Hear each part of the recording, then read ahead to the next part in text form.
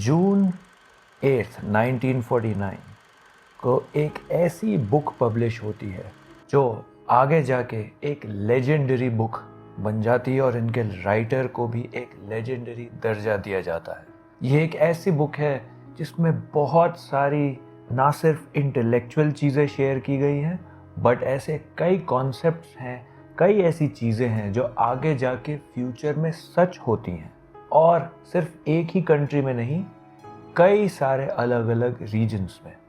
ये बुक थी 1984 by George Orwell.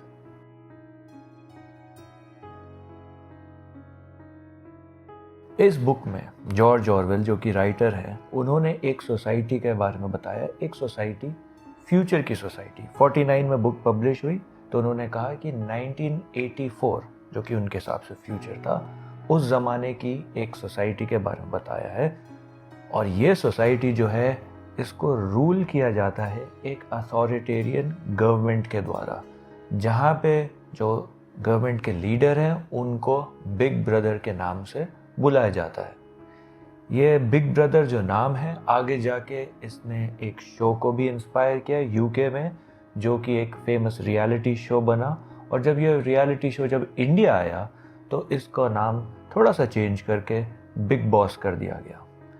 ये वीडियो ना ही बिग बॉस के ऊपर है, ना ही यूके के रियलिटी टीवी शो के ऊपर है। ये है इस बुक 1984 के बारे में, और इसमें कही गई एक बड़ी इंटरेस्टिंग बात, एक बहुत ही इंटरेस्टिंग कॉन्सेप्ट। तो इस बुक में, जैसे कि मैंने कहा, एक अथॉरिटेरियन गवर्नमेंट रूल करती है और जितने भी सिटीजन हैं, जितने भी नागरिक हैं, वो इस अथॉरिटेरियन गवर्नमेंट के अंडर रहते हैं और उनको कोई भी आज़ादी नहीं है और सारे टाइम वे सर्वेलेंस के अंडर रहते हैं। इनफैक्ट वो इतने टाइम से ऐसे रह रहे हैं कि लोगों को अब याद भी नहीं कि फ्रीडम होता क्या है, कि ऐसी गवर्नमेंट के बिना भी लाइफ कैसी होती है।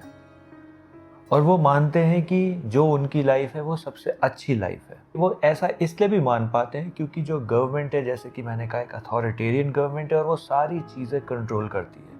और उन्होंने बड़ी चालाकी से हिस्ट्री भी चेंज कर दी, कि हिस्ट्री उस हिसाब से लिख दी कि जहाँ पे उनकी गवर्नमेंट को एक अच्छा दिखाया गया, जो जो हुआ वो उनके नैरेटिव को सपोर्ट करता है।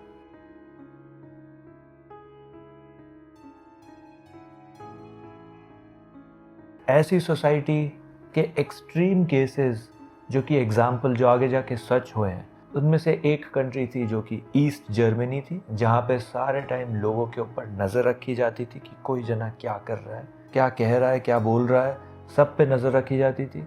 और कई सोर्सेज की माने तो अभी नॉर्थ कोरिया में भी कई ऐसी जगह हैं जहाँ पे ऐसा होता है। तो यही चीज़ इस बुक में भी बताई गई है, ऐसी सोसाइटी में जहाँ पे सिटीजन्स के ऊपर सारे टाइम 24 घंटे नज़र रखी जाती है, यहाँ तक कि उनके घरों के अंदर भी सर्वेलेंस डिवाइसेस हैं और गवर्नमेंट के जो स्पाइज हैं वो सारे टाइम सुनते रहते हैं कि कोई जना क्या कह रहा है, अपने घर के अंदर भी क्या कह रहा है, क्या बोल रहा है, कैसे एक्ट कर रहा है, क्या उसके बर्ताव है, कि कहीं वो गवर्नमेंट के खिलाफ तो कुछ नहीं सोच रहा। अब ये सब सुन के आप कहेंगे कि चलो ठीक है, काफ़ी ख़राब सोसाइटी है, बहुत ही ज़्यादा लोगों को दबाया जा रहा है, गवर्नमेंट सारी चीज़ों को कंट्रोल करती है, बहुत ही ख़राब लाइफ है। बट बात यहीं पे सिर्फ ख़त्म नहीं होती। गवर्नमेंट का यहाँ पे प्लान है कि वो लोगों के थॉट्स भी कंट्रोल कर सके, उनके आइडियाज़ भी कंट्रोल कर सके, कि वो क्या सोच रहे हैं वो भी कंट्रोल कर सके। अब ये सुनने के बाद आप कहोगे चलो ठीक है, दिस इज़ पॉसिबल, गवर्नमेंट जो है वो इंफॉर्मेशन को कंट्रोल कर सकती है, मीडिया को कंट्रोल कर सकती है, न्यूज़पेपर में क्या पब्लिश हो रहा है उसको कंट्रोल कर सकती है, जर्नलिस्ट जो इन्फॉर्मेशन दे रहे हैं लोगों को वो वही इन्फॉर्मेशन दे रहे हैं जो गवर्नमेंट चाहती है दे। तो इसके थ्रू हम जो है लोगों के थॉट्स, उनके विचार और उनके दिमाग में कोई चीज़ चल रही है उसके ऊपर हम कब्जा कर सकते हैं, है ना? नहीं, मैंने आपसे कहा कि गवर्नमेंट जो है लोगों के आइडियाज़ भी कंट्रोल करना चाहते हैं, उनके थॉट्स भी कंट्रोल करना चाहते हैं, उनके दिमाग में क्या चल रहा है वो भी गवर्नमेंट जो है कंट्रोल करना चाहती है। अब कोई भी जन सोचेगा कि यार ये तो पॉसिबल ही नहीं है, कोई किसी के दिमाग में थोड़ी ना घुस सकता है, किसी के विचार और थिंकिंग थोड़ी ना चेंज कर सकता है या कंट्रोल कर सकता है। वेल, यहीं पर एक बड़ा इंटरेस्टिंग एंड वेरी स्कैरी अगर सोचा जाए कॉन्सेप्ट इंट्रोड्यूस किया था इस बुक में। तो इस बुक में एक सीन है जहाँ पे दो गवर्नमेंट एम्प्लॉयज़ हैं जो कि बड़ी ही धीमी आवाज़ में एक दूसरे से बात कर रहे हैं अपने लंच ब्रेक में कैफेटेरिया में, राइट। अब वो गवर्नमेंट एम्प्लॉयज़ हैं, ऑब्वियसली गवर्नमेंट एम्प्लॉयज़ हैं क्योंकि सारी चीज़ें गवर्नमेंट कंट्रोल्ड हैं, प्राइवेट कंपनीज नहीं है, सब लोग गवर्नमेंट के लिए ही काम करते हैं। और उसमें एक जना है जो कि लैंग्वेज डिपार्टमेंट में काम करता है, और गवर्नमेंट जो है वो एक नई टाइप की लैंग्वेज इंट्रोड्यूस कर रही है लोगों के लिए, अपने नागरिकों के लिए, जिसको कहते हैं न्यू स्पीक। इसमें गवर्नमेंट के दो आइडियाज़ हैं। एक तो कई सारे वर्ड्स जो कि यूजलेस लगते हैं गवर्नमेंट को वो हटा दें, और दूसरा कि लैंग्वेज को सिंप्लीफाई कर दें। सिंप्लीफाई यानी जैसे गुड का ऑपोजिट होता है बैड, तो बैड को हटा दो वर्ड और उसकी जगह लिख दो अनगुड। अब आपको बोलना है अनगुड। या फिर कोल्ड का ऑपोजिट होता है वार्म, तो आप वार्म को हटा दो और आप कह दो कि नहीं वार्म नहीं बोलना, अनकोल्ड बोलना है। तो लैंग्वेज जो है वो सिंप्लीफाई हो गई, राइट। इसमें आपको कहेगा ठीक है क्या बड़ी बात है, सिंपल ही हो गई, इसमें ऐसा कौन सा पहाड़ टूट गया। लेकिन एक चीज़ और है, एक वेरी सिनिस्टर प्लान है गवर्नमेंट का कि कुछ वर्ड्स भी साथ साथ में इसी पॉलिसी के साथ डिलीट करते चलो। और उनका गवर्नमेंट का मानना ये है कि आप जो वर्ड्स हैं, खासकर ऐसे वर्ड्स जैसे हो गए free speech, freedom, revolution, liberty, ये सारे वर्ड्स ही हटा दो लैंग्वेज में से, कि लोग ये जाने ही ना कि ऐसे वर्ड्स एग्जिस्ट भी करते हैं, कि फ्यूचर में कोई जना ये सोच ही ना पाए कि फ्रीडम क्या होता है, कि रेवोल्यूशन क्या होता है। अगर आपके पास, आप इमेजिन करो, वर्ड्स ही नहीं है ये कॉन्सेप्ट सोचने के लिए, तो आप उस कॉन्सेप्ट के बारे में आपके लिए सोचना कितना ज़्यादा डिफ़िकल्ट हो जाएगा, इफ़ नॉट इम्पॉसिबल। और मान लीजिए अगर आपने सोच भी लिया तो आप उसको बोलोगे कैसे, दूसरों के साथ शेयर कैसे करोगे जब वर्ड्स ही नहीं होंगे इस आइडिया को सपोर्ट करने के लिए। And that is the plan of government on how to control people's thoughts, उनके आइडियाज सिर्फ और सिर्फ वर्ड्स को हटाने के थ्रू। तो इस बुक में दिखाया गया है कि धीरे धीरे लोग जो हैं वो डम्ब हुए जा रहे हैं, एनिमल्स की तरह बने जा रहे हैं, अपनी फीलिंग्स वो ठीक से शेयर नहीं कर पाते।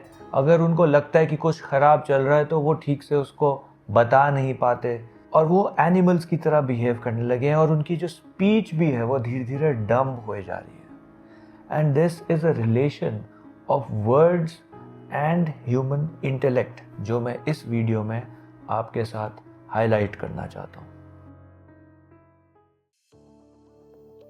कई ऐसी स्टडीज़ हुई हैं जिसमें एक पॉजिटिव रिलेशन दिखाया है इंटेलिजेंस और वोकैबुलरी के साथ। यानी जो लोग इंटेलिजेंट होते हैं उनकी वोकैबुलरी काफ़ी ज़्यादा अच्छी होती है। मैं ये नहीं कह रहा कि जिनकी अच्छी वोकैबुलरी नहीं होती वो लोग इंटेलिजेंट नहीं होते। मैं ये कह रहा हूँ कि जिनकी वोकैबुलरी रिच होती है उनके चांसेस होते हैं कि ज़्यादा अबव एवरेज उनकी आईक्यू होती है।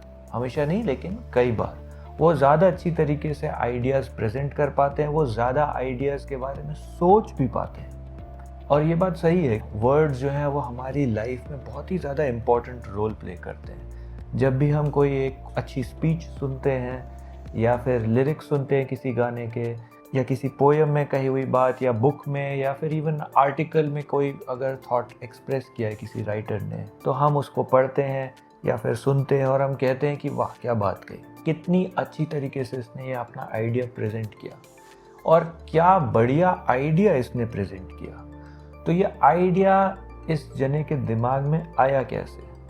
ये आइडिया आया क्योंकि उनके पास एक बहुत ही भरपूर भंडार है वर्ड्स का, जिसके थ्रू उनके दिमाग में कई अलग अलग टाइप के आइडियाज़ आते हैं। और यह वीडियो मैं इस वोकैबुलरी और वर्ड्स की इम्पोर्टेंस के बारे में ही बना रहा हूँ कि कई बार ऐसा होता है कि कई मेरे पुराने क्लासेस सेशंस में और अभी भी रिसेंटली भी कई स्टूडेंट्स ने मुझसे पूछा कि क्या हमें हमेशा वर्ड सीखने पड़ेंगे, क्या हमेशा वोकैबुलरी हमें सीखनी ज़रूरी है और कब तक सीखें अगर सीखें तो मेरा उनसे एक ही आंसर होता है कि हमेशा आपको वोकैबुलरी पूरी लाइफ ज़िंदगी भर आप वोकैबुलरी सीखते रहो और तब भी शायद आपके लिए वो कम ही रहेगा, क्योंकि जितने आपके पास वर्ड्स होंगे आप उतने ज़्यादा आइडियाज़ सोच पाओगे, आप उतनी गहराई से किसी कॉन्सेप्ट को एक्सप्लोर कर पाओगे। और जैसे ही स्टोरी में कैरेक्टर्स हैं कि उनके पास वर्ड्स ख़त्म हो रहे हैं इसीलिए वो आइडियाज़ फ्यूचर के सोच नहीं पाएंगे, वैसे ही हमारे लिए भी ये ट्रू है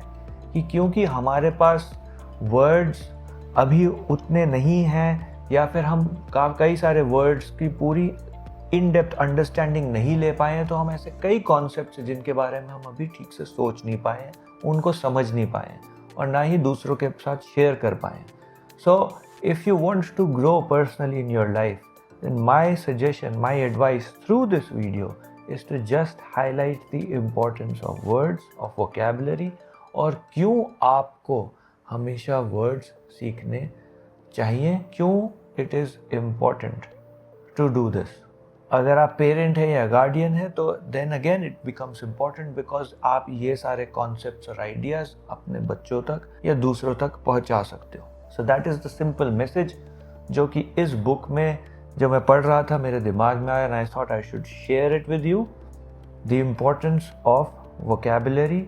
so keep on learning, keep on reading. Please like this video, share it with others and hit the subscribe button if you want to learn more about the beauty of language, personality development, or if you even want to learn English. With that, I say bye bye, ciao ciao. I'll see you next time.